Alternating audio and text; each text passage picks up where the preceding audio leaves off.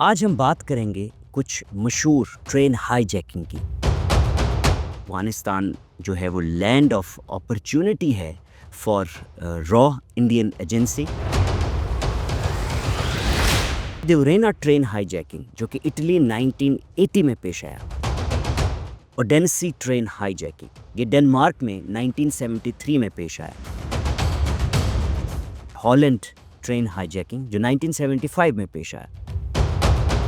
2006 میں انڈیا میں یہ ٹرین ہائی جیکنگ ہوئی۔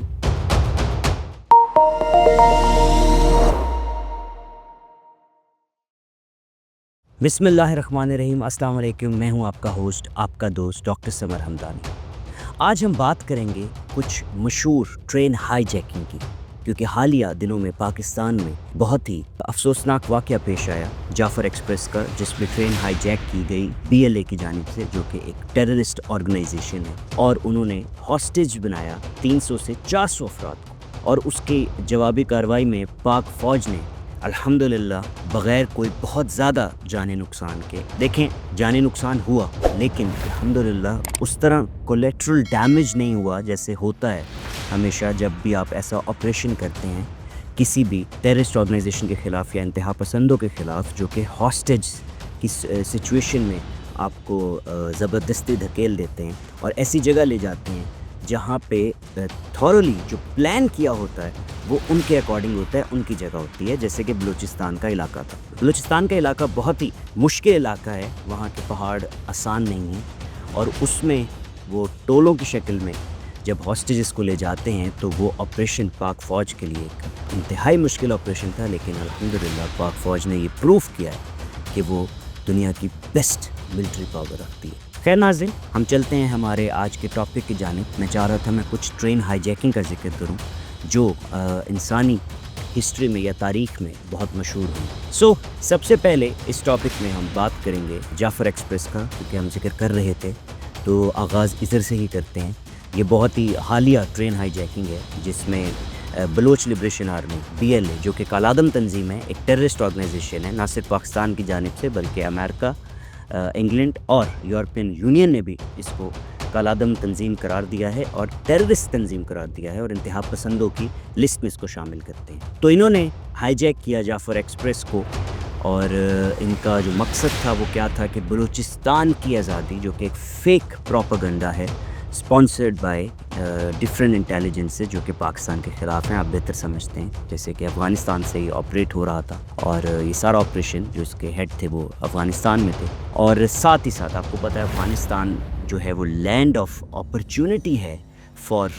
را انڈین ایجنسی پاکستان کے خلاف، اور اس کا بہت دفعہ ان کے ریٹائرڈ فوجی افسران بھی اس کا ذکر کر چکے ہیں، اور جلد ہی ناظرین میں اس کے اوپر ایک پوڈ کاسٹ بنا رہا ہوں، آپ ضرور دیکھیے گا، 5th جنریشن وار کے اوپر،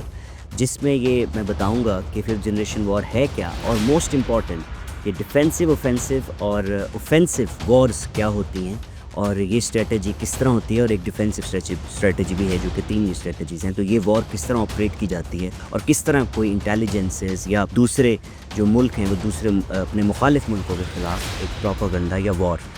آج کے دور میں اسٹارٹ، جو نیو جس کو آپ کہیں گے 5th جنریشن وار جو ہے اس کو مسلط کرتے ہیں بغیر کسی فوجی مداخلت یا ڈائریکٹ روایتی وار۔ تو یہ جو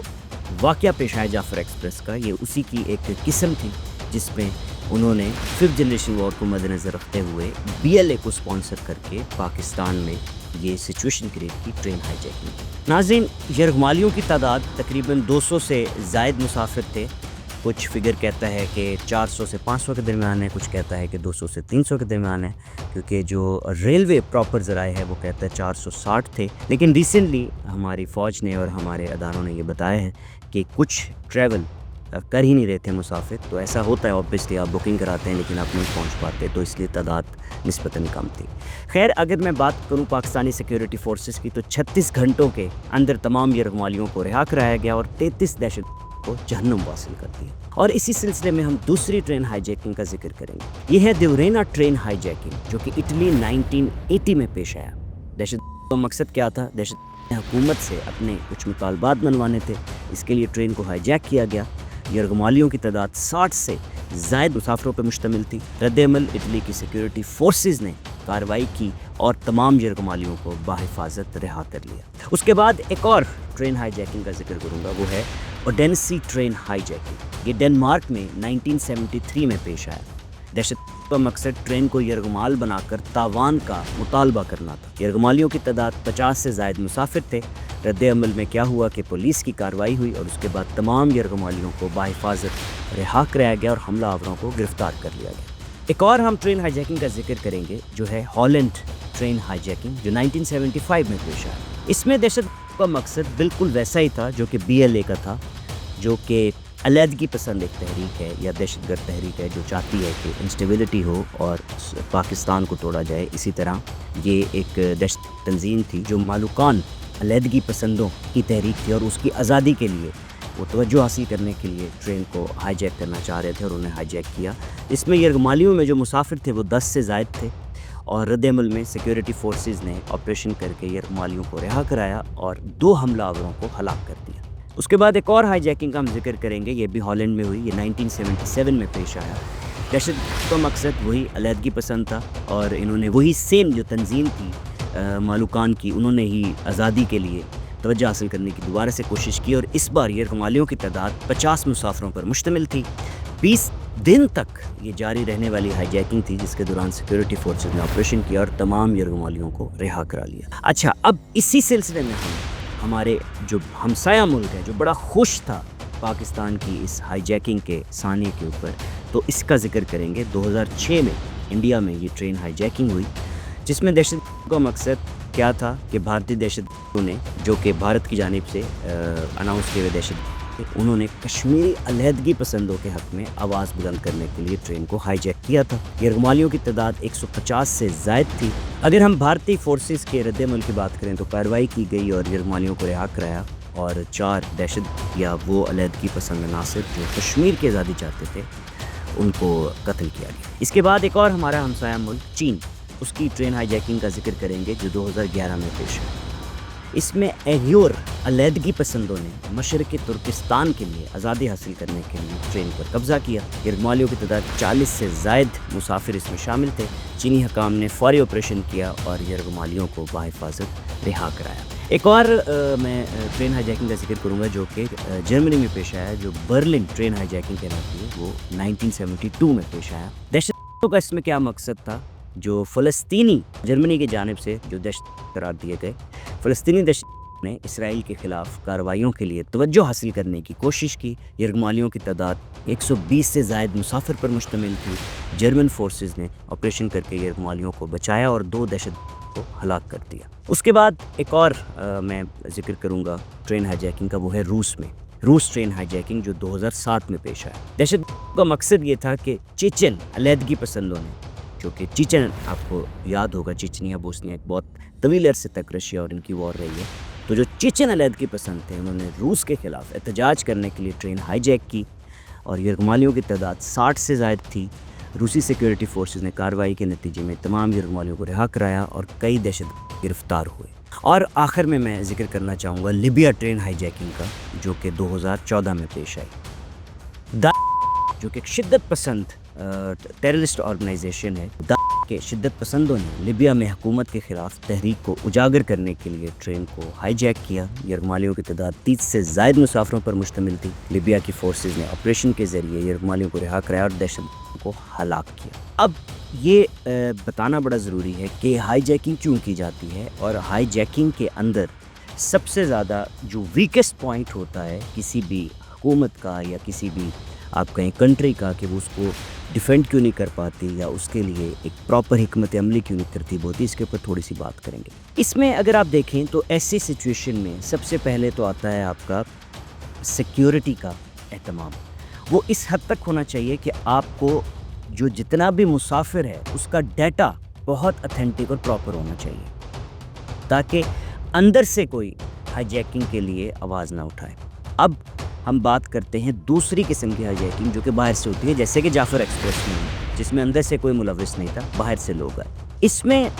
پھر وہی بات ہے کہ ہمارے سیکیورٹی اداروں کو یہ بڑا میک شور کرنا ہوتا ہے کہ جب مسافر ٹریول کرتے ہیں، اسپیشلی ایسے اوکیزنس پہ، ایسے مواقع میں جہاں پر عید کی چھٹیاں ہیں یا کسی بھی فیسٹیول کی چھٹیاں ہیں، جہاں پر چانسز ہیں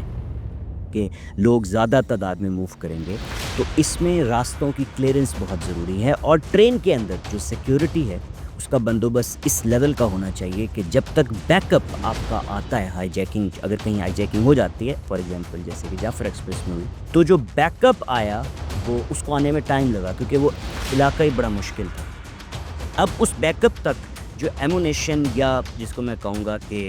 گولہ بارود یا سیکیورٹی فورسز جو آلریڈی جو سیکیورٹی پہ وہاں پہ ممار تھے لوگ ٹرین کے اندر، جو ان کے پاس اسلحہ تھا یا گولہ بارود تھا یا گولیاں تھیں، وہ اس لیول کی نہیں تھی یا اتنی تعداد میں نہیں تھیں کہ وہ کچھ دیر تک دہشت کا مقابلہ کر سکتے۔ تو آئینی شاہدین بتاتے ہیں 50 منٹ 1 گھنٹے تک انہوں نے ان کا مقابلہ کیا، اور وہ علاقہ اتنا مشکل تھا کہ وہاں پہ آپ اتنی جلدی جو ہے وہ آپریشن نہیں کر سکتے یا فورسز نہیں آ سکتی بچانے کے لیے۔ تو اس کے لیے آپ کو ایسے علاقوں کو پہلے ہی آپ نے اس کے اوپر انالیسس کرنا ہے، اس کے اوپر آپ نے پہلے ہی ریسرچ کرنی ہے کہ کہاں کہاں یہ پاسبلٹیز ہو سکتی ہیں، اسپیشلی اب جب ایک ایسا واقعہ ہو گیا ہے تو چانسز اور بھی ہوں گے، اور بھی جو ہے وہ دوسری قوتیں جو پاکستان کے خلاف ہیں وہ چاہیں گی کہ ہم کوئی اور بھی ایسی ایکٹیویٹی کریں جس میں زیادہ سے زیادہ لوگ انوالو ہوں یا ہاسٹیجز انوالو ہوں، سو دیٹ ہم دوسری فورس جو ہماری فورس ہے پاکستانی فورس اس کو نیچا دکھا سکیں۔ تو اس سچویشن میں ہمارے اداروں کو ذرا ایکٹیو ہونا ہوگا، ہر وہ ایریا، ہر وہ علاقہ جہاں پاسبل ہائی جیکنگ، یا صرف ٹرین ہائی جیکنگ کی میں بات نہیں کر رہا، اس میں پاسبل ہائی جیکنگ کسی بھی طرح مواصلاتی سسٹم میں ہو سکتی ہے، جہاز پہ ہو سکتی ہے، آپ کے بسز میں ہو سکتی ہے، آپ کی روڈ پہ، روڈ بلاکنگ میں بھی اگر عام لوگ مسافر ٹریول کر رہے ہیں تو آپ روڈ کو بلاک کر کے ان کو بھی آپ یرغمال بنا سکتے ہیں۔ ایسی بات نہیں ہے کہ صرف اور صرف آپ ٹرین یا جہاز میں ہی یہ ہائی جیکنگ کریں گے۔ تو اس میں جتنا بھی ہمارا جو پاکستان کی بات کروں یا میں کسی بھی ملک کی بات کروں، تو ہمارے سیکیورٹی اداروں کو یہ انالیسس کرنا ہوگا کہ کون سے راستے ایسے ہیں جو خطرناک ہیں یا جہاں پہ پاسبل ہائی جیکنگ ہو سکتی ہے۔ تیسرا اس میں ایلیمنٹ یہ ہے کہ آپ نے یہ سمجھنا ہے کہ بلوچستان لبریشن جو آرمی ہے یا ملیٹنٹ گروپ ہے، یہ جو کالعدم ٹیررسٹ آرگنائزیشن ہے، یہ ایران اور افغانستان میں بھی سر اٹھاتی ہے، لیکن چائنا، ایران یا افغانستان کے اوپر ہمیں اس کا رد عمل اس طرح نظر نہیں آتا جیسے پاکستان میں آتا ہے۔ تو اس کا مطلب یہ کہ کہیں نہ کہیں تو کچھ نہ کچھ گڑبڑ ہے، ہمیں اس پہ دھیان دینا ہوگا۔ دوسری چیز یہ کہ ریسنٹلی میں نے جو BLA کے کچھ پوائنٹس ان کے اوپر دیکھا کہ چاہتے کیا ہیں، تو وہ چائنا کے خلاف بہت بولتے ہیں کہ چائنا کو یہاں سے گوادر سے نکال دیں، ان کو جو ترقیاتی پروجیکٹس ہیں وہ نہ کرنے دیں۔ تو آپ مجھے بتائیں، یہ میں آپ سب سے سوال کرتا ہوں کہ چائنا کے ترقیاتی پروجیکٹ اگر رک جاتے ہیں تو کون سی ایسی قوتیں ہیں جن کو فائدہ ہوگا، اور اگر یہ پروجیکٹ چلتے ہیں تو کون سی ایسی قوتیں ہیں جن کو فائدہ ہوگا؟ تو اس دونوں سوالوں میں جواب اگر آپ پہلے سوال کا کریں کہ کون سی ایسی قوتیں ہیں جو نہیں چاہتی کہ یہ سی پیک یا پاکستان اور چائنا کے بیچ میں جو اکنامک ٹائرز ہیں، یا میں کہوں گا جو اکانومی کے لیے یا معاشیت کے لیے جو بہتر اقدامات کیے جا رہے ہیں، چائنا ہمارے سی یوز کرتا ہے فار بیٹر ایکسپورٹ، تو اس کے لیے جو مواصلاتی سسٹم ایک بنائے، تو کس کو فائدہ ہے؟ انڈیا آبویسلی نہیں چاہتا کہ چائنا اور پاکستان کے یہ جو تعاون ہے یہ آگے بڑھے۔ اسی طرح